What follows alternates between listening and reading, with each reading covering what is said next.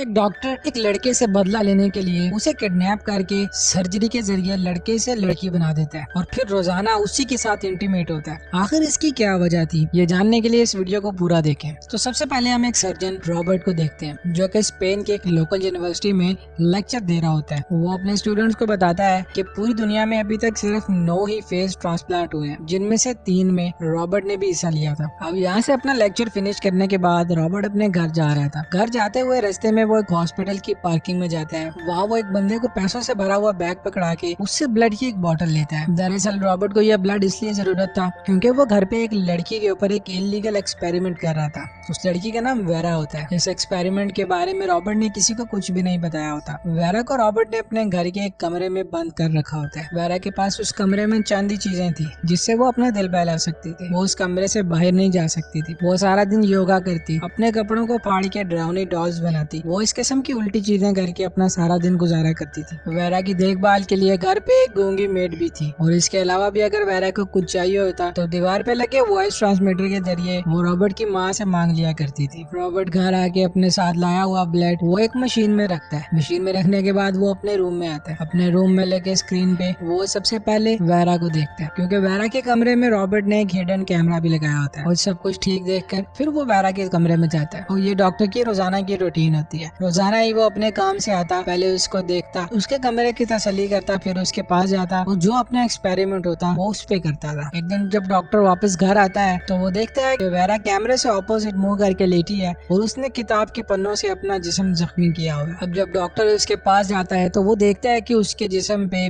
Cut के निशान लगे होते हैं। तो वो फौरन से उसे अपने घर में ही मौजूद एक ऑपरेटिंग रूम में लेके आता है। वो उसका इलाज करता है, जिसपे वेरा उसे कहती है कि ऐसी जिंदगी से बेहतर है मुझे मार दो। तो रॉबर्ट उससे कहता है कि अगर तुमने मरना होता तो ये जख्म तुम कहीं और भी दे सकती थी। अब इस हादसे के बाद रॉबर्ट एक आर्टिफिशियल स्किन बनाने की कुछ एक्सपेरिमेंट्स करता है जिसमें उसे जानवरों के खून की भी जरूरत पड़ती है। अब कुछ दिन के बाद वो कामयाब हो जाता है। वो आर्टिफिशियल स्किन का एक इकलौता इन्वेंटर बन जाता है। रॉबर्ट ने एक ऐसी स्किन बनाई थी ना वो आग लगाने पे चलती थी ना ही किसी कीड़े के काटने का कोई इस पे असर हो सकता था। अब रॉबर्ट जब अपने एक्सपेरिमेंट में कामयाब हो ही गया है तो वो वेरा की पूरी स्किन को इस आर्टिफिशियल स्किन से रिप्लेस कर देता है। और रिप्लेस करने के बाद वो वेरा को कहता है कि अब कभी भी तुम्हें चोट नहीं लगेगी। क्योंकि रॉबर्ट का एक्सपेरिमेंट कामयाब हो चुका था इसलिए वो कुछ दिन के बाद इसे एक मेडिकल सिंपोजियम में प्रेजेंट करता है। वो आए हुए मेहमानों को बताता है कि उसने जानवरों पे स्किन का कामयाब एक्सपेरिमेंट कर लिया। दरअसल रॉबर्ट यहाँ पर झूठ बोल रहा होता है। उसने ये एक्सपेरिमेंट वेरा पे किया था। वो ये भी बताता है कि इस स्किन को कभी भी मलेरिया नहीं लग सकता और इस स्किन के इन्वेंशन को वो अपनी वाइफ के नाम पे रखता है जो कि सिंड्रेला है। दरअसल उसकी बीवी एक कार एक्सीडेंट में मर चुकी होती है। अब आज का इवेंट खत्म होने के बाद रॉबर्ट जब अपने घर जा रहा होता है तभी उसकी ऑर्गेनाइजेशन के हेड उसको साइड पर ले जाते हैं और उससे पूछते हैं, रॉबर्ट आखिर तुमने इस स्किन को इतना हार्ड कैसे बनाया कि इस पे मलेरिया भी असर नहीं कर सकता। तो रॉबर्ट यहाँ पर झूठ नहीं बोलता। वो उन्हें बताता है कि दरअसल मैंने पिग सेल से जेनेटिक इन्फॉर्मेशन लेके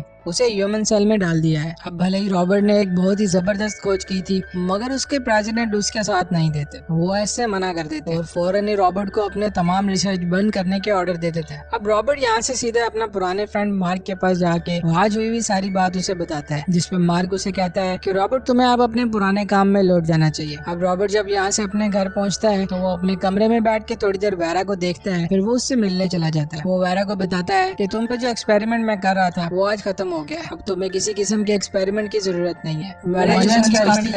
वो यहाँ से आजाद हो चुका है। सोच के वो रॉबर्ट के साथ इंटीमेट होने की कोशिश करती है। वो रॉबर्ट को सीड्यूस तो करती है मगर रॉबर्ट अनकंफर्टेबल फील करता है और वहाँ से चला जाता है। अब हम वेरिलिया को देखते हैं जो कि रॉबर्ट के पास आके उसे बताती है कि तुम वेरा को मार दो, ये बहुत खतरनाक है। जिसके जवाब में रॉबर्ट से कहता है कि आप घर के सारे नौकरों को काम से निकाल दें क्योंकि अब हमें इतने लोगों की जरूरत नहीं है। अब जब रॉबर्ट भी घर से चला जाता है और बाकी के नौकर भी वहाँ से चले जाते हैं तभी टाइगर के कॉस्ट्यूम पहने एक बंदा उसके घर पर आता है और घर की बेल बजाता है। तो ये उसमें मैरिलिया का बेटा जैका था। अब क्योंकि जैका ने अपना रूप बदला होता है इसलिए वो अपना बर्थ मार्क कैमरे में दिखा के अपना सबूत देता है और फिर फौरन से मैरिलिया बाहर आती है और वो उसे अंदर जाने से रोकती है मगर जैका उस घर के अंदर चला ही जाता है। मैरिलिया उसे किचन में बिठा के खाना देती है। अब इतनी देर में टीवी पे एक डकैती की खबर चल रही होती है। दरअसल जैका एक डकैत है और ये उस डकैती करने के बाद एक कार्निवल की भीड़ में छुप कर ही आया था। ये कॉस्ट्यूम इसने इसीलिए पहना होता है ताकि इसको पुलिस न पकड़ सके। अब वो मैरिलिया से कहता है कि तुम रॉबर्ट से कह के मेरे फेस की सर्जरी करवा दो ताकि मैं पुलिस से हमेशा के लिए बच जाऊँ। मैरिलिया से कहती है कि रॉबर्ट ऐसा कभी भी नहीं करेगा, अब तुम जल्दी से यहाँ से चले जाओ। अब यहाँ से जैका किचन में शराब ढूंढने के लिए जाता है तभी उसकी नजर उस सिक्योरिटी कैमरा पे बढ़ती है जो वेरा के कमरे में होता है और वेरा अपने रूम में योगा कर रही होती है। अब जब जैका उसे कैमरे से देखता है तो वो उसे फौरन से पहचान देता है। वो अपने मन ही मन सोचता है कि ये आखिर जिंदा कैसे है, ये तो मर गई थी। वैलेरिया फौरन से किचन में छुपाई हुई गन निकाल के जैका पे पॉइंट कर देती है और उसे जाने के लिए कहती है, मगर जैका मौका देख के वैलेरी से उसकी गन खींच लेता है और वहाँ पर उसको बांध देता है। बांधने के बाद वो सीधा वेरा के कमरे में जाता है, मगर वेरा के कमरे का डोर लॉक होता है। जैका फौरन से वैलेरिया के पास आता है, उसे धमकाने के बाद वो उससे चाबी ले लेता है। चाबी लेके वो सीधा वेरा के कमरे में जाता है, मगर वेरा डोर अनलॉक करके अंदर जाने की कोशिश करता है। वेरा अंदर से धक्का दे के जैका को गिरा देती है और फिर उसके ऊपर हमला करती है, मगर जैका क्योंकि उससे ताकतवर है वो उसे पकड़ लेता है और फिर उसे कमरे के अंदर लाता है। अंदर लाने के बाद वो उसके साथ जबरदस्ती इंटीमेट होता है और वो उसके साथ इंटीमेट हो ही रहा होता है। रॉबर्ट घर आ जाता है। रॉबर्ट आते साथ कैमरा में ये सब कुछ देख लेता है और देखने के बाद वो अपनी पिस्टल लेके सीधा वेरा के कमरे में जाता है और वो चाहते ही जैका को डायरेक्ट फायर करके मार देता है। अब यहाँ वैलेरिया को काफी दुख होता है। वो सोचती है कि काश वो जैका के साथ वेरा को भी मार देता। अब रॉबर्ट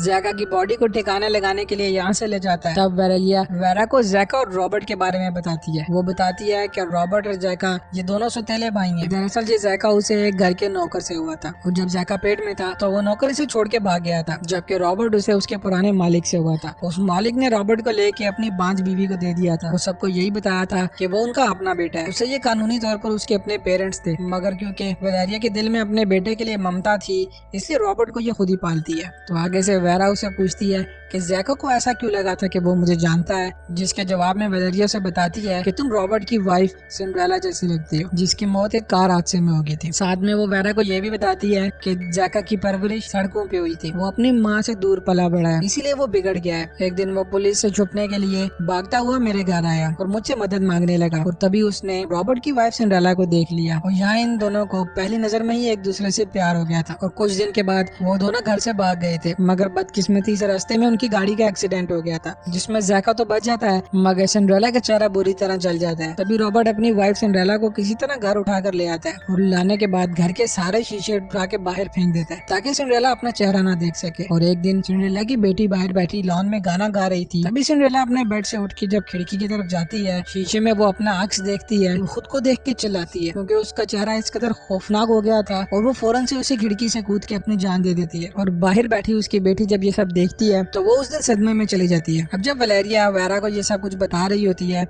तभी रॉबर्ट जैका की बॉडी को दफना के वापस घर आ जाता है। अब घर आने के बाद वो वेरा की पुरानी ऑफर को आज कबूल कर लेता है और आज रात वेरा को अपने साथ इंटीमेट होने के लिए बुलाता है। वो रात को इंटीमेट होने के बाद सो ही रहा होता है कि रात में वो एक ख्वाब देखता है और अपने ख्वाब में वो 6 साल पहले हुआ एक दर्दनाक वाकया देखता है जब रॉबर्ट ने अपनी बेटी नॉर्मा के साथ एक शादी अटेंड की थी ताकि नॉर्मा अपनी सोशल लाइफ में वापस आ सके और अपनी माँ की मौत के बाद जो सदमा उसे लगा है वो उससे बाहर आ सके। अब उसी पार्टी के बीच में रॉबर्ट नोट करता है कि नॉर्मा उसको कहीं नजर नहीं आ रही है। वो अपनी बेटी को ढूंढता ढूंढता उसके पीछे जाता है और गार्डन में जाने पे वो एक बाइकर को देखता है जो कि काफी तेजी से उसी के सामने से गुजर जाता है और बाइकर के गुजरने के बाद वो कुछ आगे जाके देखता है तो उसे नॉर्मा का जूता और उसका कोट गिरा मिलता है और थोड़ा ही आगे जाने पे उसे नॉर्मा नीचे गिरी पड़ी मिलती है जिसके कपड़े भी खराब होते हैं। रॉबर्ट यहाँ देखकर समझ जाता है कि उस बाइकर ने नॉर्मा के साथ क्या किया था। अब जो ही नॉर्मा को होश आता है वो अपने फादर को वही अटैकर समझ के जोर जोर से चिल्लाने लगती है। वो उनसे काफी खौफजदा होती है। अब हम यहाँ से प्रेजेंट में आ जाते हैं जहाँ पर ड्रीम के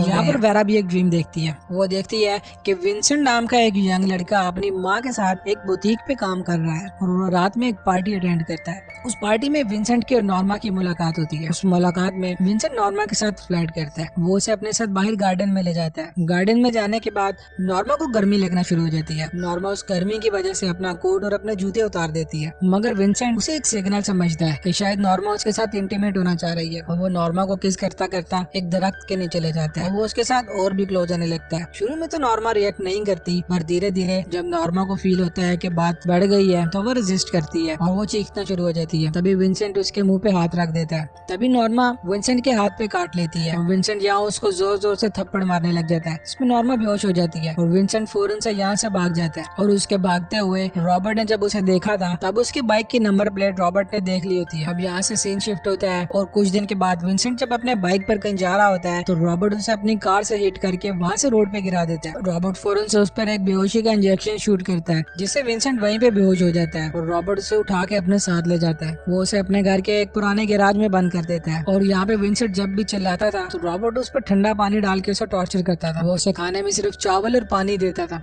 वही हम विंसेंट की माँ को देखते हैं जो पुलिस ऑफिसर के पास जाके उससे अपने बेटे के बारे में पूछती है, जिसपे वो पुलिस ऑफिसर उसे बताता है कि आपके बेटे की बाइक पहाड़ की चोटी से मिली है। इसका मतलब ये है कि या तो आपका बेटा उस पहाड़ से गिर के मर गया है या तो वो शहर छोड़ के कहीं भाग गया है। और रॉबर्ट अपनी बेटी नॉर्मा से मिलने मेंटल हॉस्पिटल में जाता है। वहाँ जाने पे देखता है कि नॉर्मा अभी भी उसे देख के डर रही होती है। दरअसल नॉर्मा समझ रही थी कि उसके फादर ने उसके साथ जबरदस्ती करने की कोशिश की है और अचानक एक दिन नॉर्मा भी अपनी जान ले लेती है। अब इस वाक़ये के बाद डॉक्टर की जगह एक साइको डॉक्टर बन जाता है। नॉर्मा को दफनाने के बाद वो अपने घर आता है। आते ही वो विंसेंट की दाढ़ी शेव कर देता है। उसके बाद वो उसे बेहोश कर देता है। बेहोश करने के बाद उसे ऑपरेशन थिएटर में लेकर आता है और अंदर मार्क और अपने दो साथियों की मदद से वो उसकी सर्जरी करता है। दरअसल ये सर्जरी एक जेंडर चेंज सर्जरी है जहाँ पर उसने विंसेंट को एक लड़की में बदलना था। रॉबर्ट ने अपने साथी डॉक्टरों को एक नकली पेपर दिखाया था जिसमें एक स्टेटमेंट लिखी थी कि वो क्लिनिक इसलिए नहीं जाना चाहता कि वो इस चीज को एक राज रखना चाहता है। इस स्टेटमेंट से बाकी के डॉक्टर कन्विंस हो जाते हैं और वो रॉबर्ट के घर में ही आकर उस ऑपरेशन थिएटर में ये सर्जरी को कंप्लीट करने पे राजी हो जाते हैं। अब कुछ टाइम के बाद जब विंसेंट को होश आता है तो वो अपने आप को उस कमरे के अंदर अकेला देखता है। अब इससे आगे की विंसेंट की लाइफ इसी कमरे में गुजरती है और वो अपने उस नए प्राइवेट पार्ट का भी ख्याल रखता था जो कि सर्जरी के बाद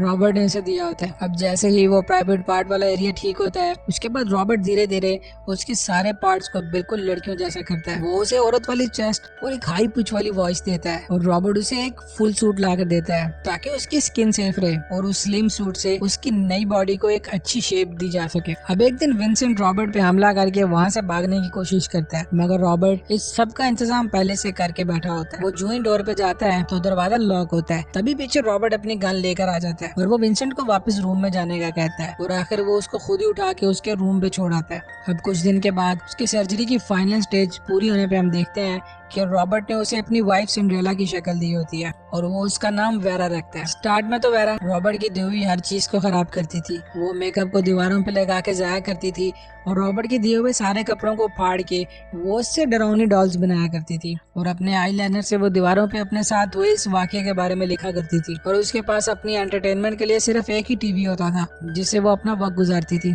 और कुछ दिन के बाद रॉबर्ट अपनी माँ वेलेरिया को इस घर में बुलाता है ताकि वेरा की देखभाल की जिम्मेदारी भी पूरी हो जाए। अब यहाँ से स्टोरी प्रेजेंट में आती है जहाँ पर रॉबर्ट और वेरा काफी खुशी खुशी अपनी जिंदगी गुजार रहे होते हैं। अब एक दिन वेरा वेलेरिया के साथ मार्केट जाती है। तभी रॉबर्ट का दोस्त मार्क उससे मिलने आता है। वो उसे न्यूज़पेपर दिखाता है जिसपे मिसिंग पर्सन के बारे में लिखा होता है।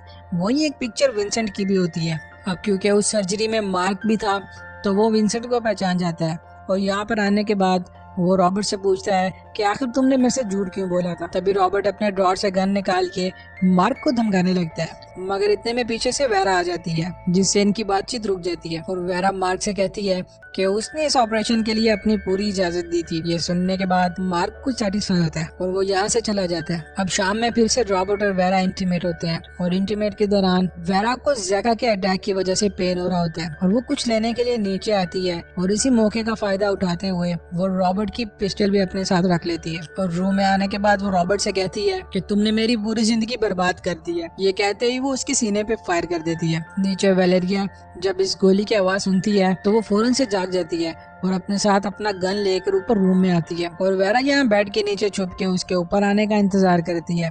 और जैसे ही वेलेरिया कमरे के अंदर आती है तो वेरा उसे भी गोली मार देती है। अब क्योंकि सब कुछ खत्म हो जाता है तो वेरा यहाँ से कुछ कपड़े और पैसे लेकर अपनी माँ के पास जाती है। वो अपनी माँ के पास जाने के बाद उसे अपना विंसेंट होने का एहसास दिलाती है और उसे हर वो चीज बताती है जो सिर्फ विंसेंट और उसकी माँ ही जानते थे। विंसेंट और उसकी माँ दोनों ही इमोशनल हो जाते हैं और ये मूवी यहाँ खत्म हो जाती है। अगर आपको हमारा काम पसंद आया है तो इस वीडियो को लाइक जरूर करें और चैनल को सब्सक्राइब कर लें। Thank you.